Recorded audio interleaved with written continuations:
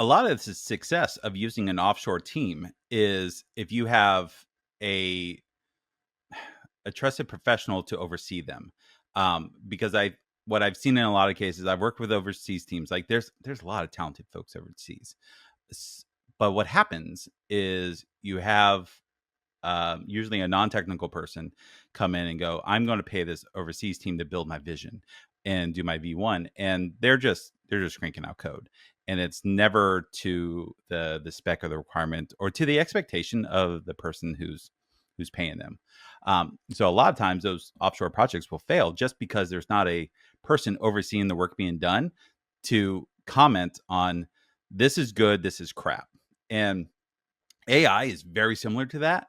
If you're a non-technical person asking the AI to do something, the AI is probably going to give you crap. Well, for the first time ever, second time for you, you and I went live on TV.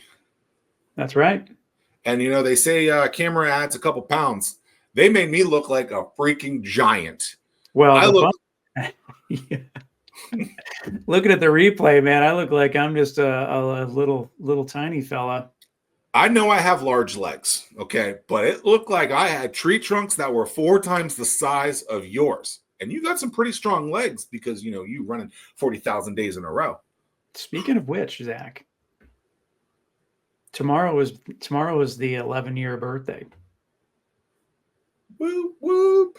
Yeah. I got an email today, 269 days until the One City Marathon. I don't envision me ever doing a marathon again. Could be wrong, but maybe I'll do a half. Half is a good distance, but yeah. So did you like being live and in color?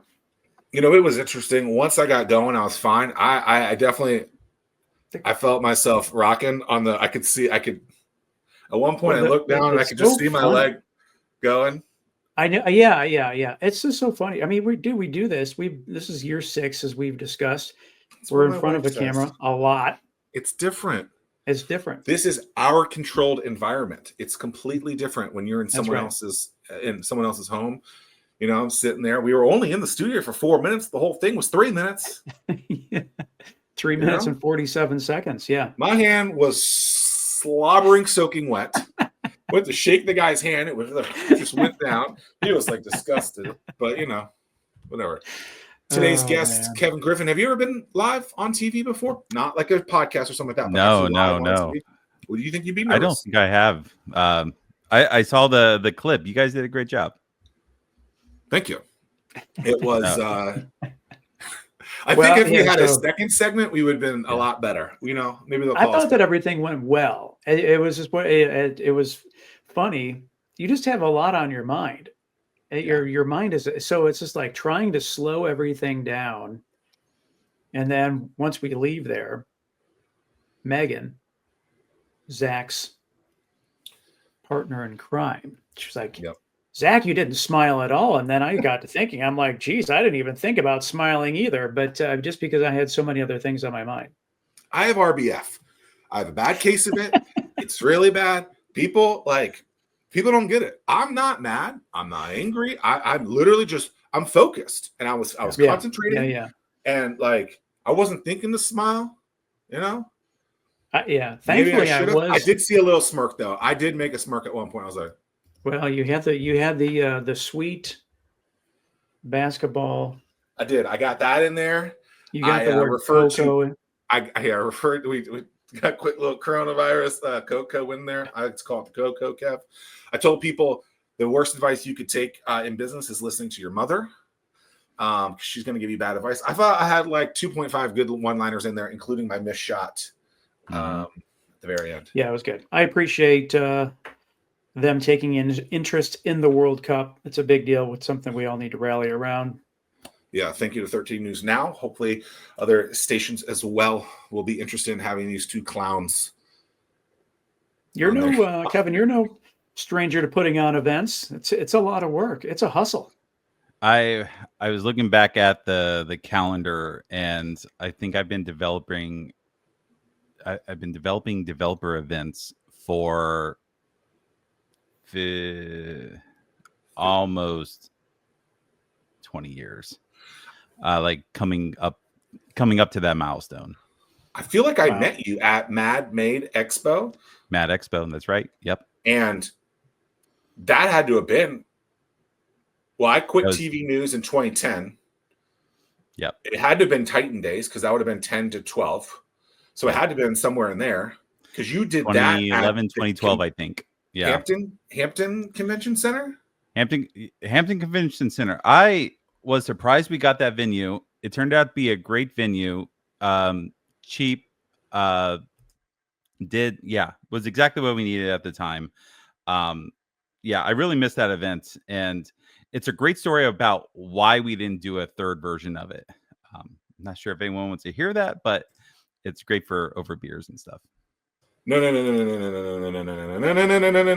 If someone starts a story on this show, I'm going to complete it. So we cannot we can't let the crowd be like, well, what's the story? Like, so the story is we're doing the normal event stuff. So you try to get speakers to come in. We are looking for sponsors. We're selling tickets, and we were doing these bi-weekly check-ins as we had a core group of guys that were managing the event. And I think we were about a month before the event. We were month before our go date, like drop dead go date, where we had to commit to the venue. And one of the folks said, he was in charge of sponsorship, like reaching out, and we already had relationships with a lot of them. He said, I'm going to reach out to the sponsors today. And we're like, have you not reached out to any of the sponsors? Do we not have any committed sponsors dollars? And turns out we had 0 sponsor dollars 35 days before the event. And we went back and looked at ticket sales, like, all right, well, how many tickets would we need to sell to, assuming the worst case, we had absolutely no sponsorship.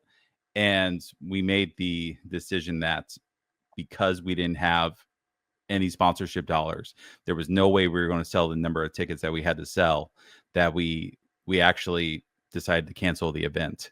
And once you cancel an event, you can never uncancel an event. So we decided Mad Expo was done, and was just a fond memory of all those involved. But that was the reason. The folks in charge of sponsorship did not do any outreach for sponsorship. And I learned a big lesson from that, was that it's never one person in charge of sponsorship.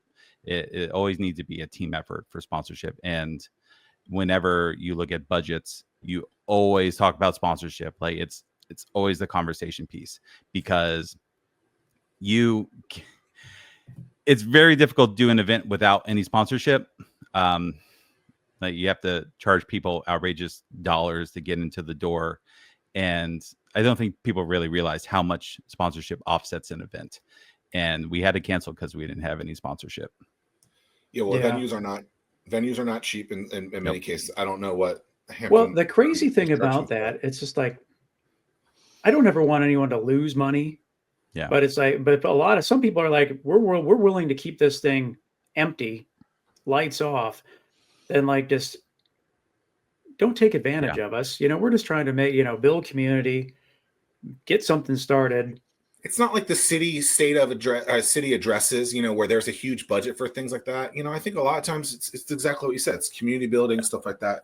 I remember after Start Norfolk 2, I feel like this is the right time frame. We had sent out this is Hatch Days. We had sent out a survey, what's missing? Everything that was great about Start Norfolk, people wanted more of, but people, like, we had these speaker sessions. I don't know if you ever spoke at Start Norfolk, I can't recall. But at Start Norfolk 2, I think that's the one where we had about 350, 400 people, 73 ideas. And we had a single track of speakers going while people were also building in a separate room. But it was great. Great speakers were there.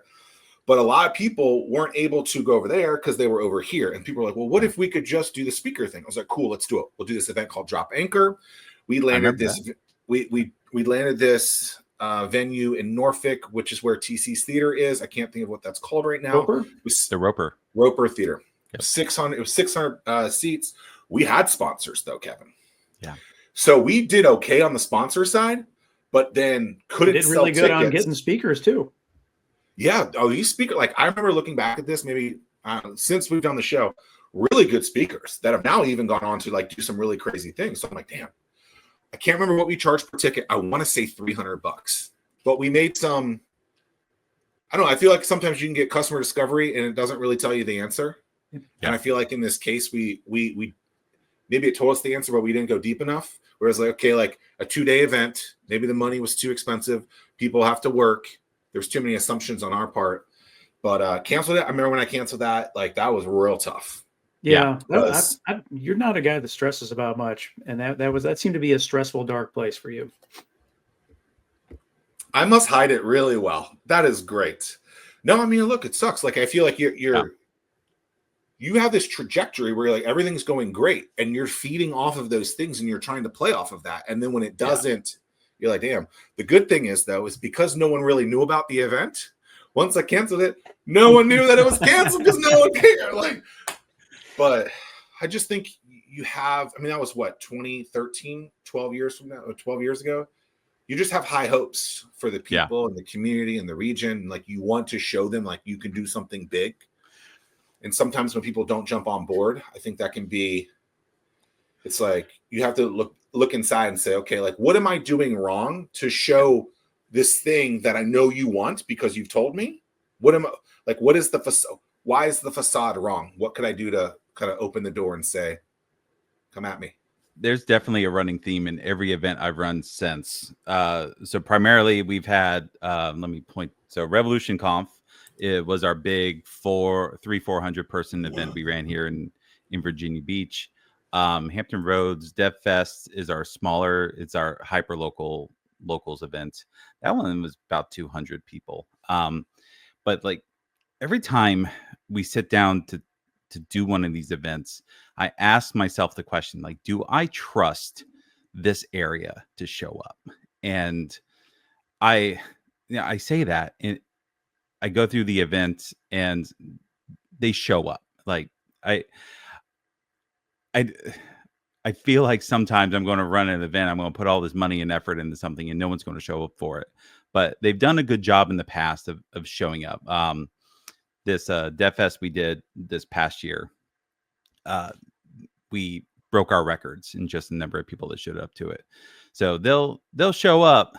It's just really hard to start doing all that work without the guarantee that they're going to come.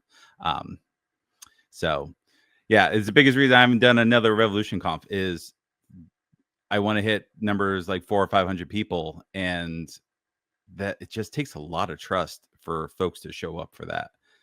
That I don't think I'm ready to pull that plug yet. Well, if you're stressing, all you have to do is crack open a crunchy hydration. This one is Watermelon Calm plus stress relief.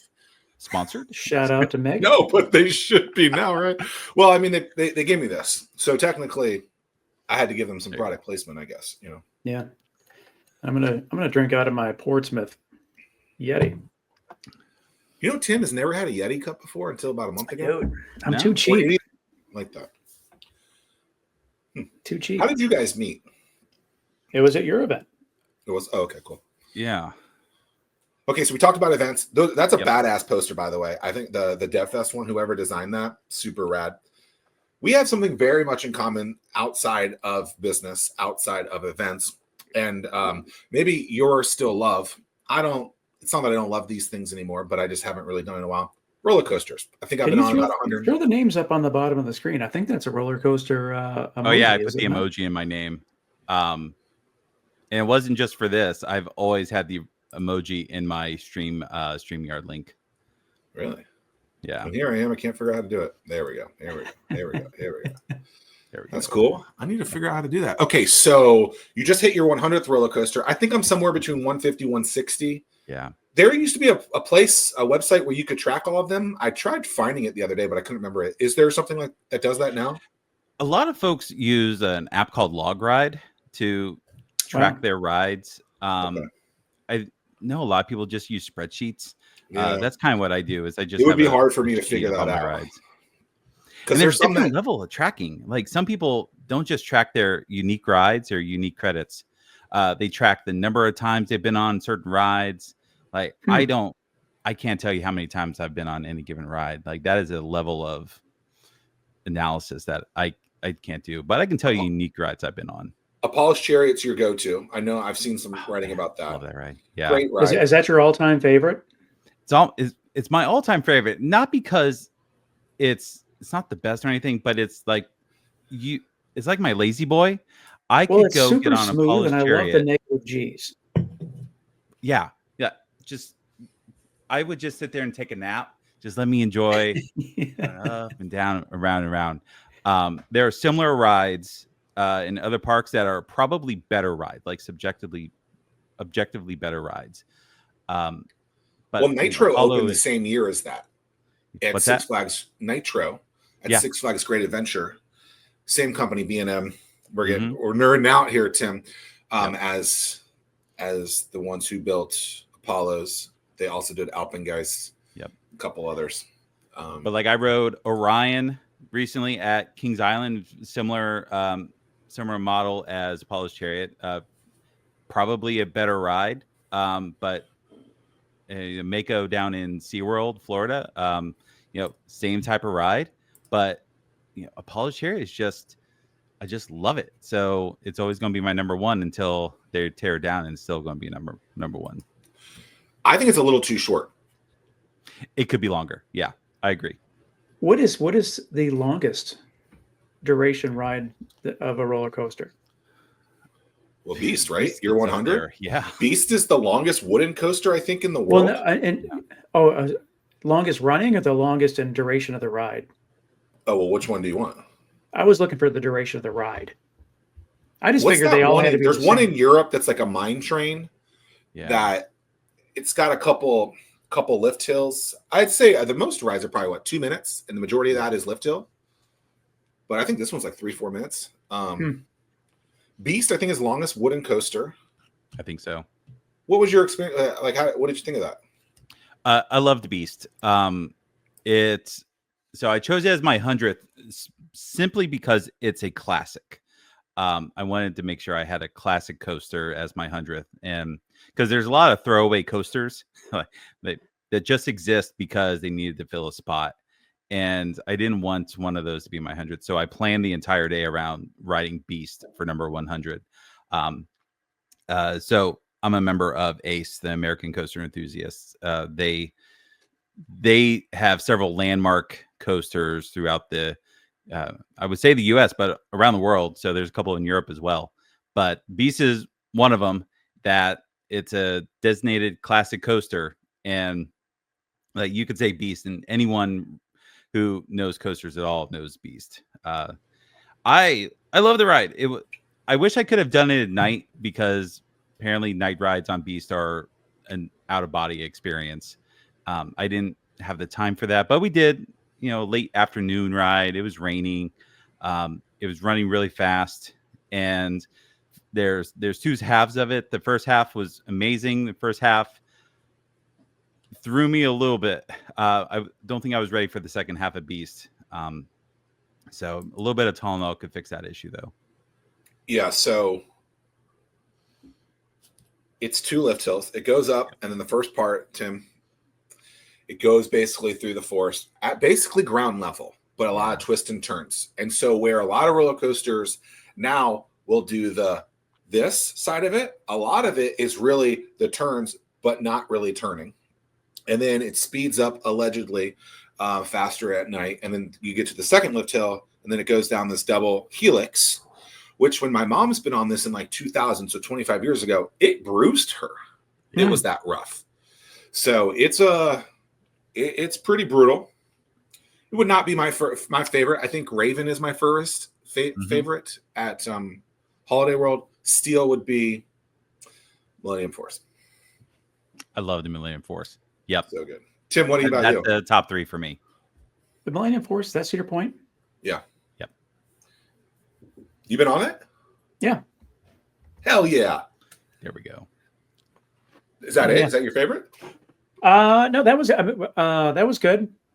I am an Apollo's Chariot guy. That's good. Come on, man. What are we talking It was about? a long time ago, man. So I can't. The adrenaline is no longer flowing from that. When I was a kid, Darien Lake was always a really popular place, and I think it was the Viper. That was like the first steel coaster that they had. And so, dude, I rode that many, many, many, many times. It's not a Woody?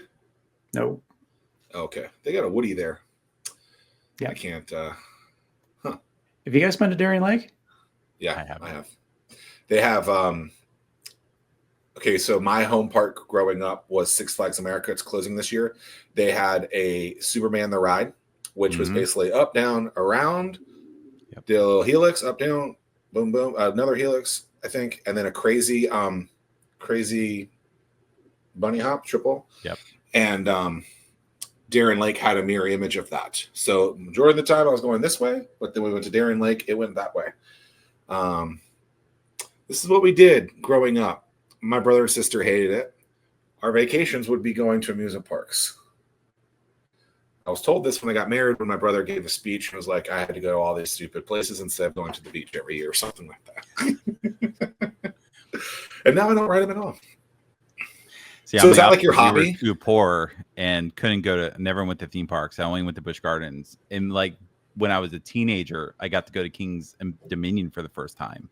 And then when I started making my own money and I could start affording to go places, like that reinvigorated my love of roller coasters.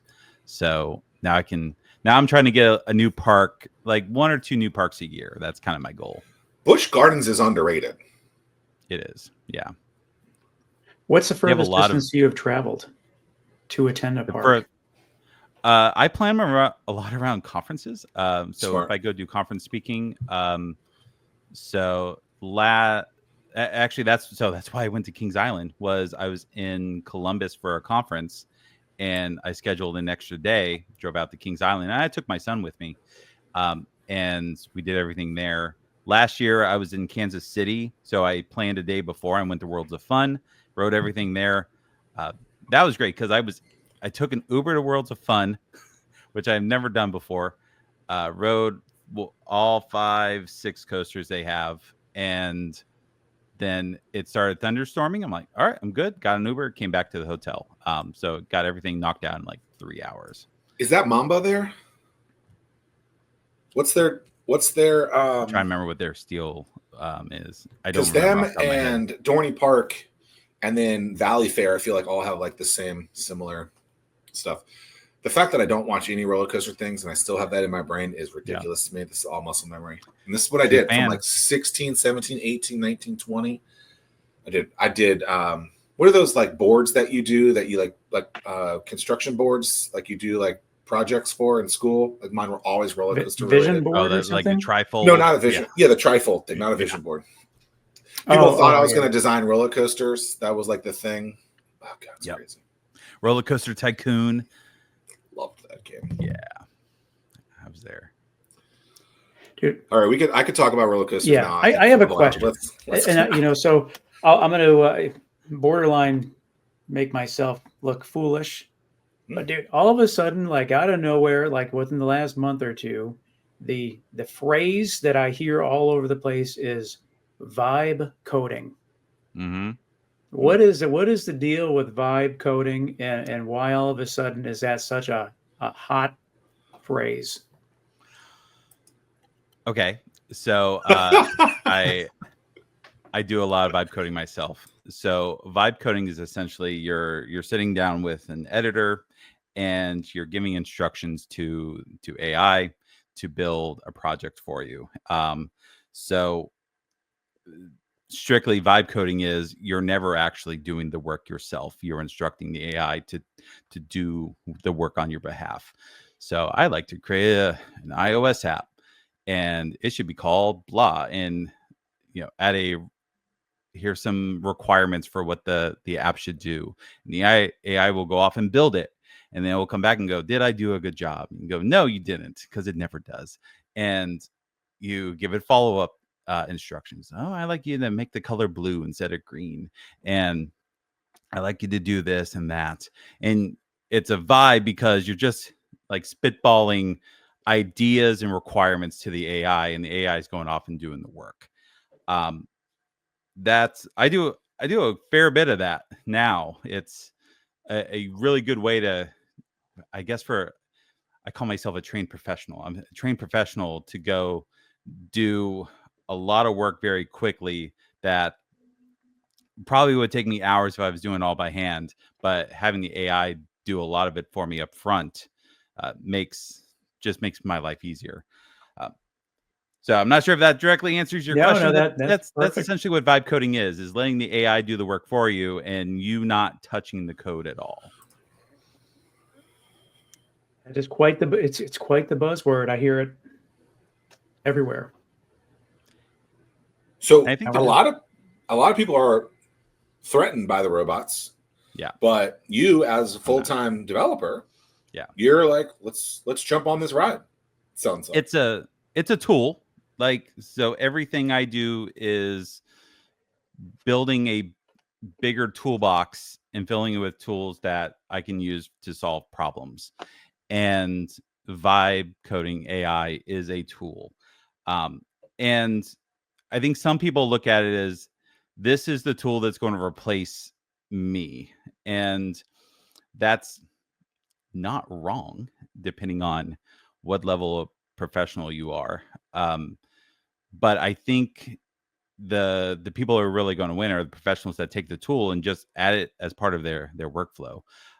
I use AI to help me talk through big problems, and in the same way, whereas before, if I had a big problem, I would jump on a call with 2 or 3 folks I trust immensely and just toss ideas back and forth. I don't have to talk to a person now to do that. I can talk to an AI, and the AI will give me feedback. In some cases, give me references to different ways that I can solve the problem. And in a lot of cases, me and the AI, we spitball a solution, and then I can say, well, can you go mock that up for me? And the AI will go do all the hard work of mocking up a solution for me to review. And what ends up happening is they'll do that work and I'll go, you know what? I changed my mind. That's awful. I don't want to do it that way. I think I want to do it a different way. And the AI doesn't have any sort of ego. So the AI will say, okay, let's just throw away all that work I did. Let's start from scratch and let's do something different. So I think it's going to make, in the future, iterating solutions much faster. I can do a very fast V1 and then a very fast V2. And then usually by your V3, you're honing in on the thing you actually wanted to build. And for a variety of businesses out there, that's the critical part. Like so many resources are wasted on that V1. And once you finish V1, you realize that's not what you actually wanted.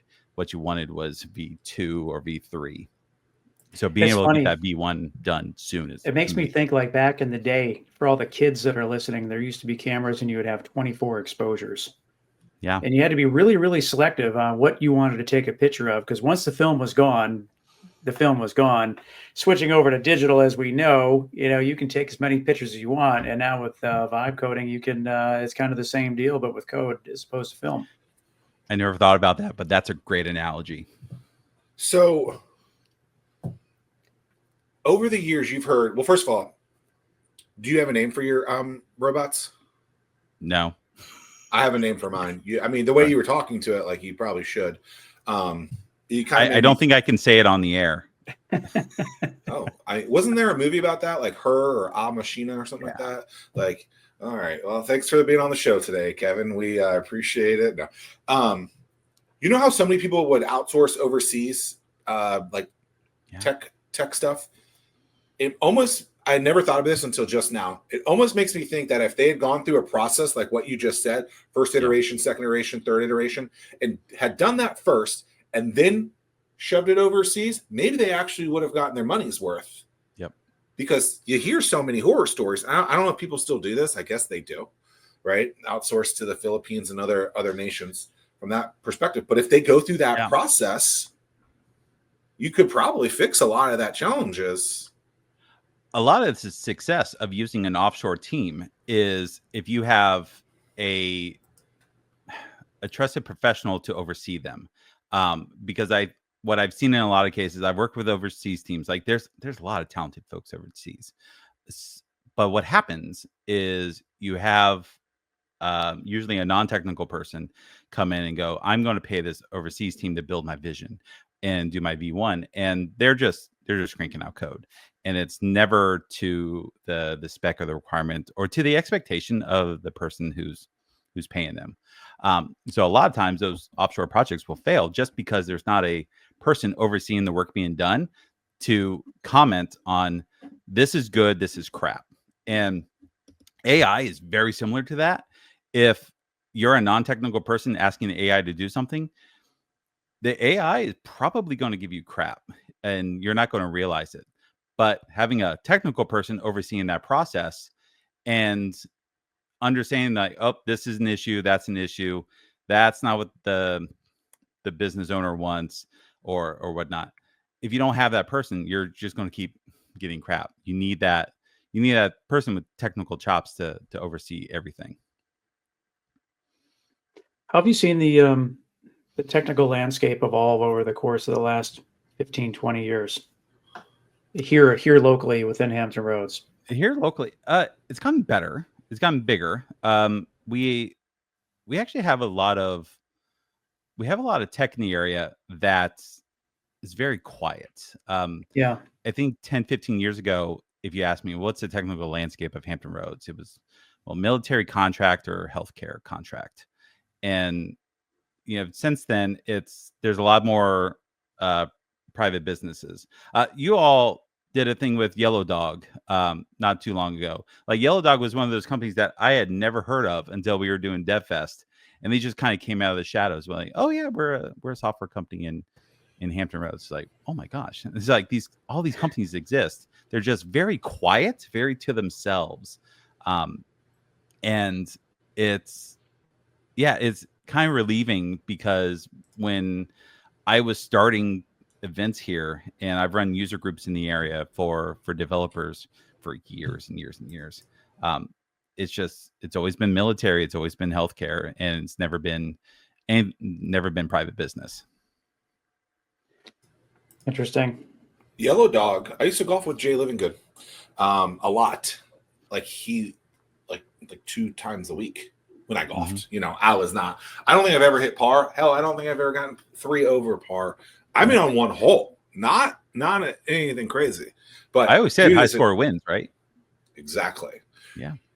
I watched that video. That was pretty cool. Like, because I had asked him to invest in Hatch 2011, 12, 13 time frame. He passed on it, which is fine. No, I mean, there's no problem there. But he was just starting to ramp that up because I think in the video he said it's 17. They're 17 years old or something like that. So that means it would have been 08 time frame. But I mean, it's pretty wild. Like when you can get resilient and gritty, stick with it. What can happen? Yeah. There's 75 employees now. They do the inventory management for a crazy amount of stadiums in the country, maybe the world. I can't remember, but it's pretty cool that something like that is happening in your own backyard. What is the series that you're talking about, Zach? I don't know. You talking about Disrupting the Tide? Yeah, what is that? Well, I believe Disrupting the Tide is a series of documentary-style videos that tell the story of Hampton Roads businesses in a way that they've never been seen before. Love it. Clip it. Let's roll. Well, I'll consider it. No, but I mean, I think kind of back to like your point, like earlier, like, do I trust the region? Yeah. Or do I trust that these people will show up? Right. I think a lot of times people in this region are negative first, but there's a lot of people that are positive first that are like, we're doing these things for you. Like there's opportunities here. Right. And so like, I think Disrupting the Tide is also telling that story and being like, okay, like I talked about the facade earlier. So, okay, well, let me show you the facade a little differently, right? This is a peeling back of the onion of some of the companies that are doing some pretty rad stuff in the region. Maybe you've heard of them, maybe you haven't. But then, I think at some point, like you keep telling that you keep going up that roller coaster, and at some point, Like, it's like, okay, we're at the top. Let's start going down that ride and realizing like this is a fun little thing that we got going on here in the old 757. Yep. Because we all know it's good stuff, you know? Yeah, it's all good stuff. I think another comment I would make just in the general landscape of the all the events going on is there's what's the nicest way to say this? There's a lack of upcoming leadership. Like it's the same folks doing all the events, putting in all the initiative to get this stuff off the ground. Like we're kind of alluding to it earlier. Like we've been doing this for a long time. Desperately, anybody that wants to be my replacement, let's start working and doing that now. The people who say, "Hey, can I help?" Yes. Like you want the easiest way to just meet the people worth knowing in this area. Like get involved in any of this. Like I'm not even talking to the developer stuff. Like if you want to get involved in developer stuff, talk to me. There's a bunch of other leaders in the software developer space here. But if you want to start, do something leadership wise in the startup community, like no one's going to tell you no. Never is going to tell you no. And we desperately need that next generation of leader coming in to help run these events. The biggest reason I haven't done Revolution Conf because I'm tired. Like I've run 4 of them.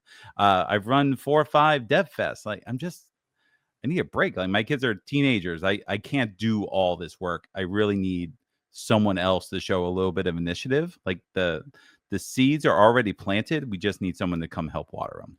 Yeah, it's new, fresh ideas, young energy, always a super positive thing, and always welcome it. I have not attended this, but I've seen it through the socials. Maybe either of you guys have seen it, but it sounds like there's some version of Start Norfolk out there called 757 Build Weekend. I've heard of it. Yep. And I know Lionel Sapp, who we've had on the show, is somehow involved in some of these things. He seems like an interesting individual. Love his energy. He has volunteered. He helped us volunteer for the Startup World Cup last year. Love his energy and stuff like that. But it's like what you're saying. It's like who are those next people? And we had Jarrett Beeler of Sway on, an advertising agency on a few weeks ago. He kind of said the same thing. He's like, I'm doing these things now for the next wave of people. Yeah. And it's just really interesting to sit back and to even think that, like, hey, like that was a long damn time ago.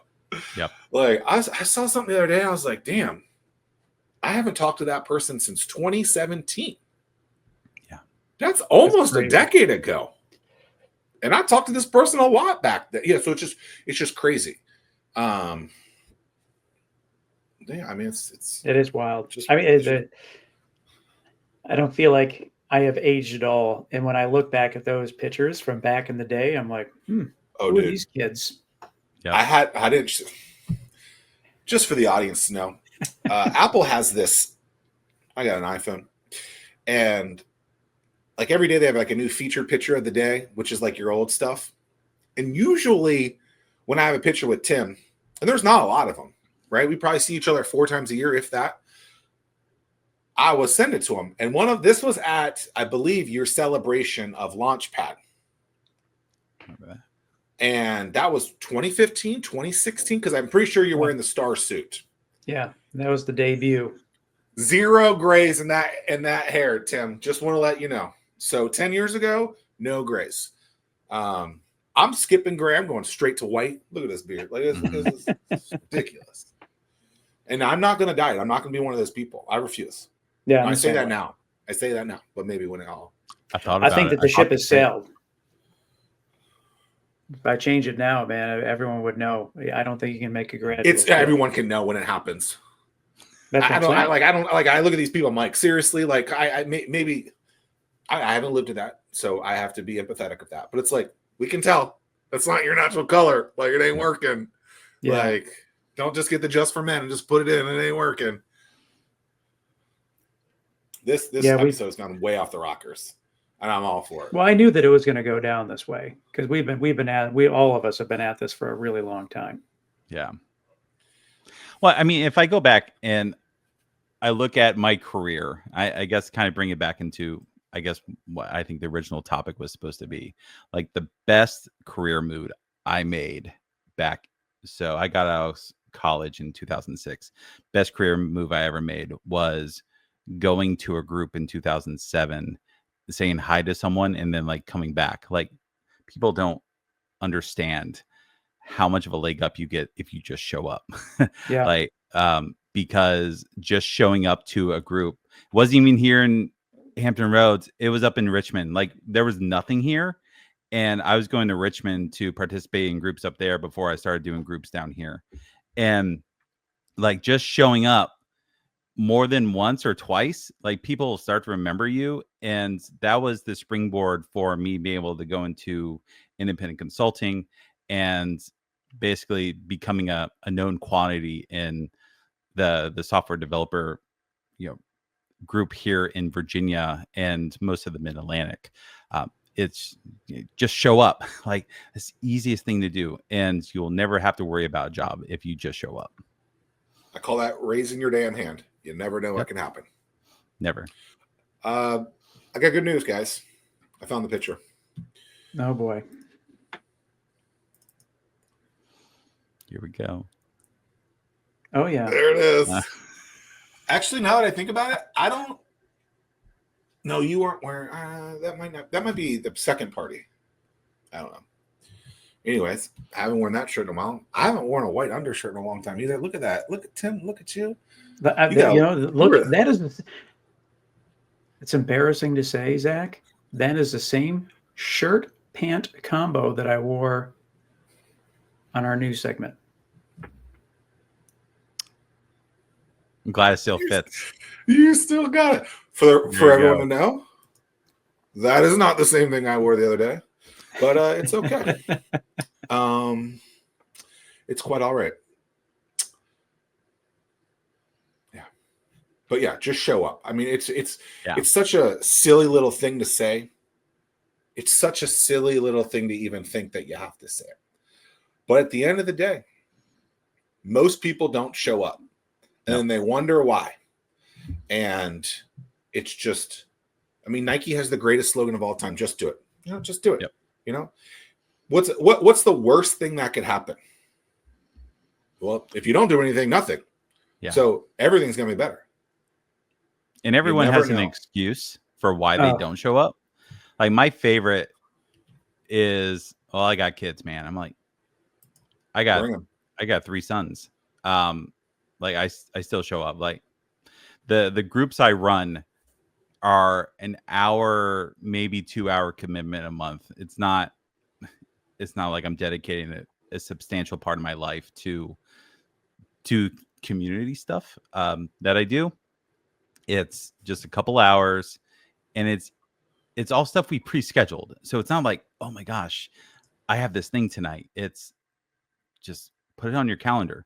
The groups I run have been at the same time every month for 15 years. Like, you could set your calendar back in 2009 and you would never miss a meeting because it would always be on the same day. So that, people like to make excuses. Don't make excuses. Just show up. There's your short. Yeah. How have you always been doing the consult with Griff thing? Is that that was, I started that in 2011. So the way it worked was the story is I graduated college in 2006. I went to work for Symantec. Symantec had an office over in Newport News off of Oyster Point. And I went there. I was a junior software developer or junior software engineer. I was super important. I was an engineer. And I worked there for 3 months.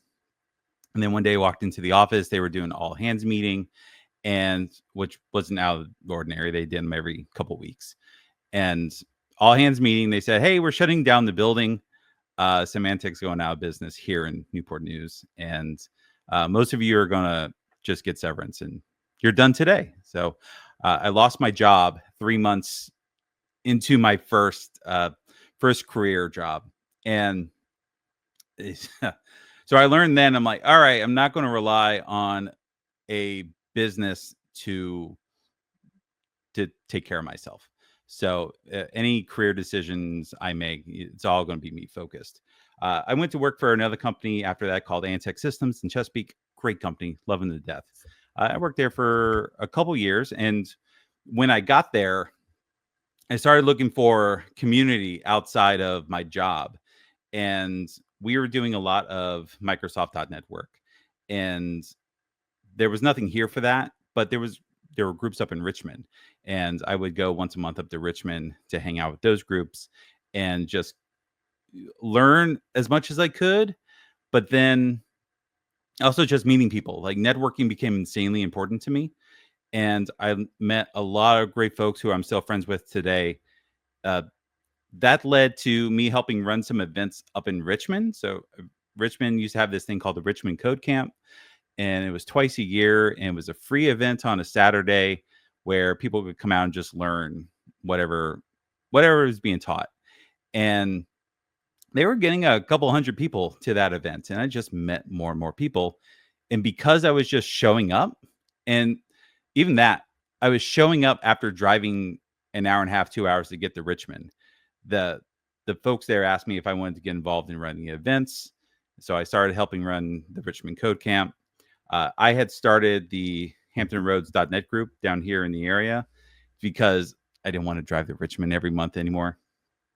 And, that ran for a couple years. We ran Mad Expo, the Mid-Atlantic Developer Expo.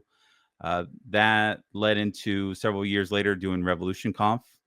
And then we also ran Hampton Roads Dev Fest. I've always been a big advocate of trying to get people together. I've been an advocate for teaching everything I know.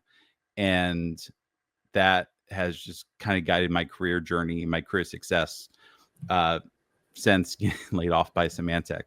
And yeah, it's where I am today. It's because of just trying to be a figure in the developer community and help developers be better, because we're all just so scattered.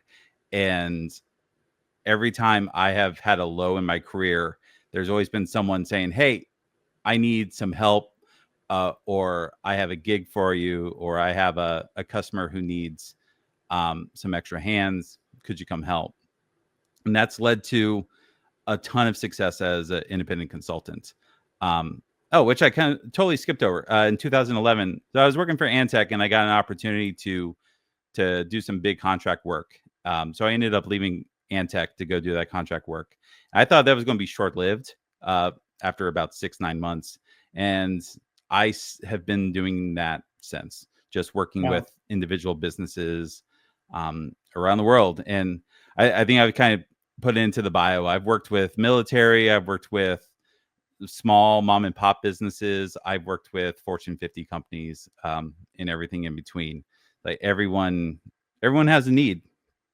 And well, I love that. I mean, just in the sense of, I'll have some media people contact me, in this sense of panic. There's a lot of uncertainty going on in this region right now. I mean, it's just with the shipyard, or recently NASA, or whatever the case is, and what are your thoughts on this? How is this place going to survive without government funding to make this happen? And it's just like, I think we're going to see a lot more entrepreneurship pop up as a result of this. These folks, they get a severance package. They realize that they got to bet on themselves, much like you did. They've identified areas and problems that need to be solved. I see that as that we're going to see more entrepreneurship, more business pop up as a result. The interesting, just to piggyback off of that, is people have been talking about that, ourselves included, for a long time. Like, you need to get off of some of these things. Yeah. And it would be better if we get off of some of these things. And so I've always, like, from a narrative perspective, would have liked people to take a more positive spin like you just did there, Mr. Ryan TNT, because it is a positive for a lot of people too, right? And you know what? Maybe a couple hundred of those people hated their jobs there. So this is actually an opportunity for them to do something that would be not so stressful for them. And maybe there is an opportunity for them to learn how to vibe code and get out there into the world. And so, yeah, I think it's just, timing wise, it's great. If you find yourself that you're like, what do I do now? What do I do next? Show up to one of Kevin's events, I mean, like that's where it all starts. You somewhere in there though, Kevin, when you were talking about your life, you've neglected to acknowledge your previous role as a male model. I'm just wondering when that stopped. It never started. It makes good LinkedIn bait. For the specific reason. You weren't expecting that. Were you just like, what I wasn't expecting that question, but yeah, I very much try to not be a vanilla, like just another face in the crowd. LinkedIn is a place where it is very easy to get lost in just the sea of people trying to sell you shit. And so when I did my LinkedIn profile, I'm like, how do I make my header look like, where I don't look like one of just the random people? And I'm like, bring a little bit of humor to it. And you look at me, you don't think male model, right? So, you look at my LinkedIn header and go, oh, he made the right decision not doing the modeling anymore. I believe you have one of the best headshots I've seen. So I appreciate that. Look at Big Balls. I'm going milk that everybody until my knows 60s. Big Balls now. I don't know what that is, but okay. Big Balls from Doge. That was his LinkedIn name. No idea. Oh no, one of his boys. Yeah. Okay, so Tim, I don't know if you know this, but Kevin Griffin is live from a shed in his backyard right now. That's the Shedquarters, man. We follow one another on the X, and tell us about like the shed. All right, tell us about the Shedquarters. Yeah, because you DIY'd it. How did it all come about? So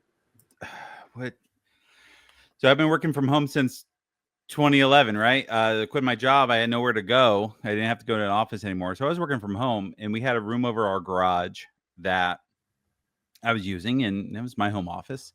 Had kids. My first son was born in 2011, and then another one in 2012. And then they got up to school age, and my wife, she's a doula. She basically stays home, and then she goes out to births when people are having babies. So she wanted to homeschool the kids. She used to be a teacher before we had kids, and she wanted to homeschool. And she said, "I'd like to have a dedicated place to homeschool the kids." And our house, it was meant to be our starter home, right? And the way the housing market is, turns out it's going to be our forever home too. The room over the garage was the best place to set up homeschooling stuff. And obviously I couldn't work in the same room as the kids were trying to homeschool.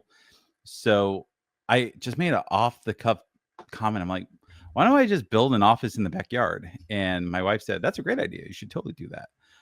So I looked around, and this was all pre-COVID, right? So things were much more inexpensive.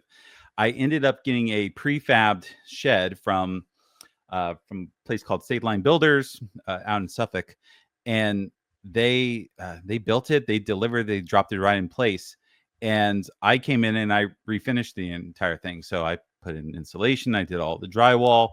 I have a mini split over there for heating and air, and I ran power and Ethernet out here, so I have fully wired, ready to go. The only thing I don't have is a bathroom, so I still have to go in the house to, take care of business.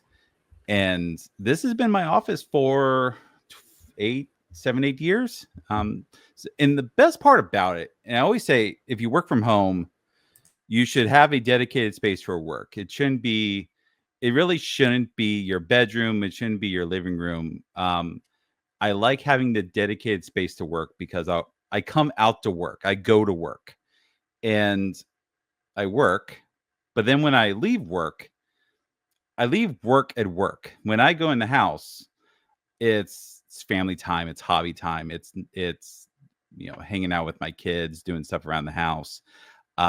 If there's a work need, I have to go into work.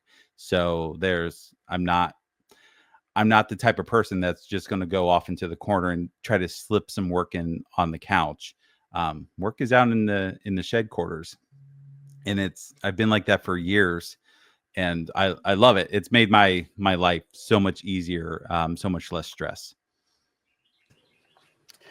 What's the commute like on rainy days? Ooh. Oh man, I have some pictures where like we'll get those monsoons or the snow. Like when we got the 13 inches of snow not too long ago. It was not 13, Kevin. We live close to each other. It was 9 to 11. Don't lie. Yeah, my gosh. When we got the 26 inches of snow, you know what? If it's more than 1 inch of snow, it might as well be 12 to 13 because That's right. I looked out the back door. I'm like, crap, I have to walk through this. So first thing I did was I went out and I shoveled the driveway so the kids could go out and not slip. Then I brought the shovel in the backyard and I had to shovel myself a path to my office.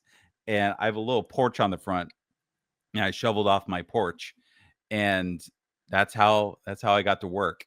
But yeah, there's some days where I've thought about, maybe today's a good day to not work because I don't want to have to walk through this.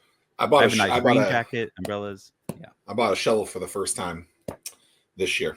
I have lived here 18 years, and this was the first time. And I'll tell you this, I'm glad I bought it. You have a shovel, Tim? They come in handy. Yeah. The problem is it just sits there all year. I use it for 30 minutes, and then it just sits there. I mean, what a waste. It was $18. Put it in the back of the garage, put it out we have a garden shed as well. It lives in the garden shed. And when I know it's going to snow, I'll move it into the garage just so it's available. What's something we haven't talked about that you want to talk about? Oh my gosh. I don't know. We talked about the developer community. We need people. We're getting ready to do a happy hour for the technologists in the area. We launched a new site a month or two ago called 757technology.org. Great site. Super clean. I dig it. I vibe coded that. To bring this back around. Yeah, I vibe coded that entire thing.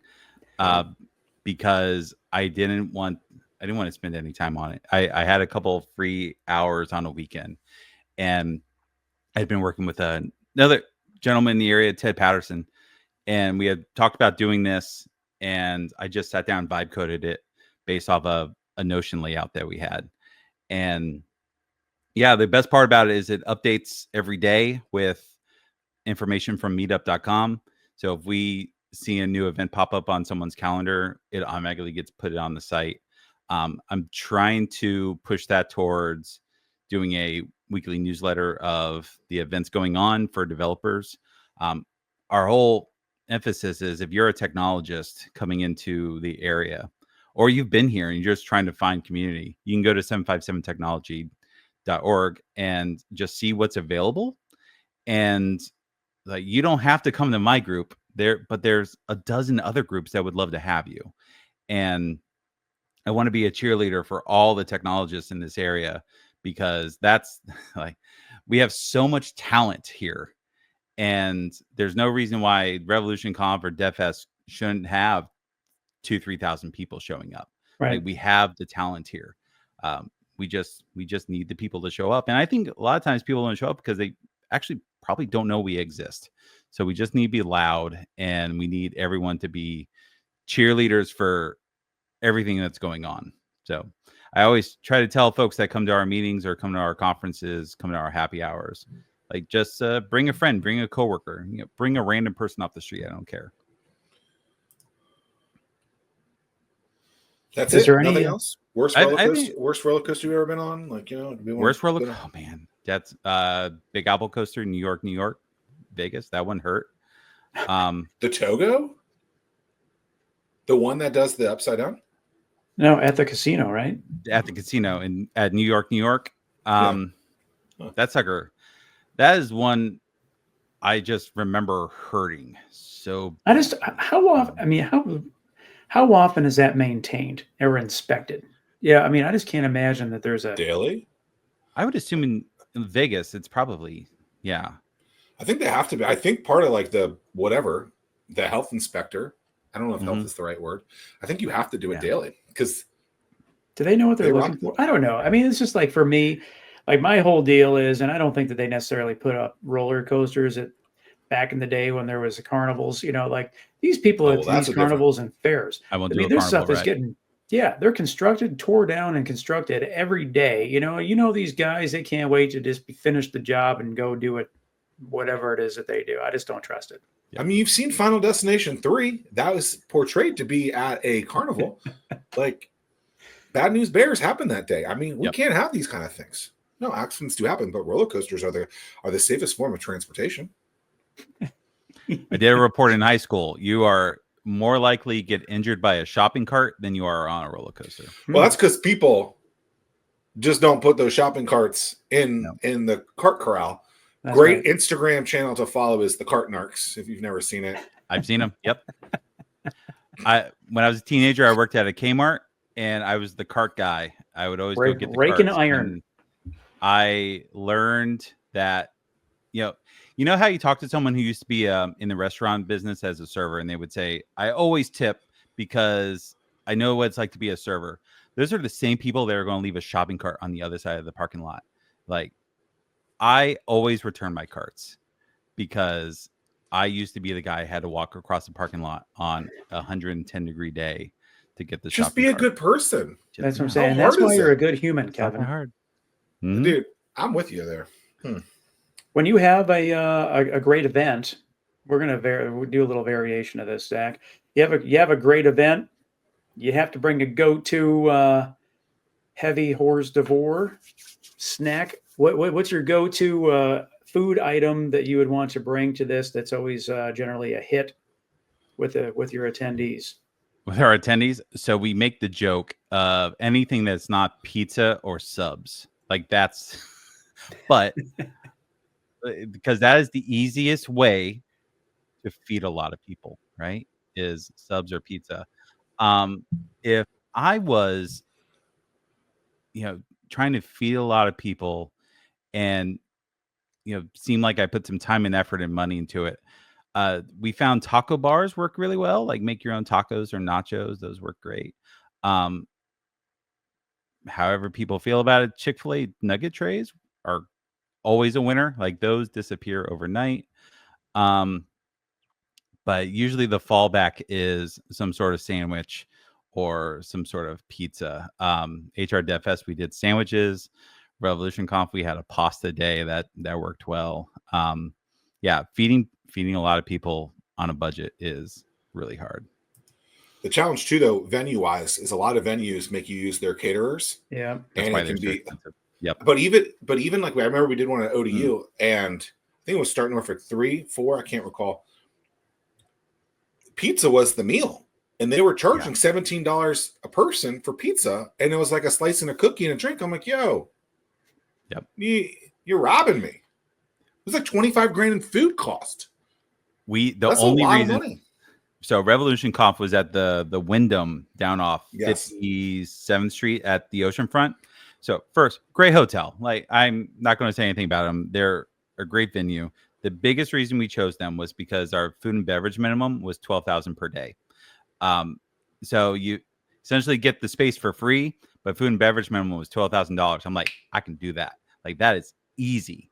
And I forgot what our actual numbers were at the end of the event, but like that's the cost of the event is usually in the food and beverage, or they'll Well, charge 400 you. people, Tim, 2 or 3 meals. That's not that bad. Yeah. Whatever. What was the hotel in Portsmouth? The Renaissance? Is that The what you guys did? Renaissance. We Was that pre place or is post expensive. the renovation? They've renovated it now.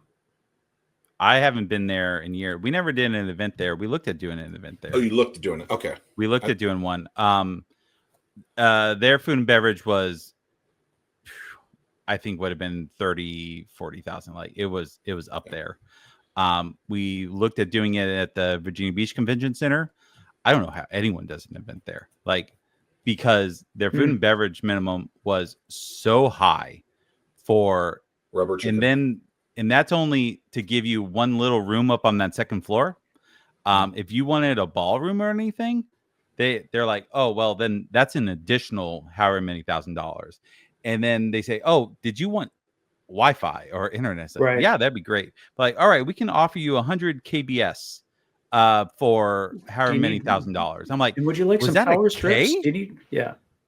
And like, I remember having this discussion going, oh, there's absolutely no way we can be here. Like, and this is even after we had Ray over at Economic Development. Like Ray we, White. Yeah. like we should have had help, and we got nothing. So we ended up going to these hotels. It's why the Zeters Theater in Virginia Beach was great. It's a nonprofit. Who They're owns those supporting venues? local. The cities? Are conventions convention centers owned by cities? Are they a city-run thing? I don't know. I think it's kind of like a half and half situation. I used to work for the city, and I remember setting up networks over there. So I think a good portion of it is city employees. So well, then it's even worse. Tourism, especially when you're trying to do something from a community perspective. How else you going to pay for all this other junk they're doing?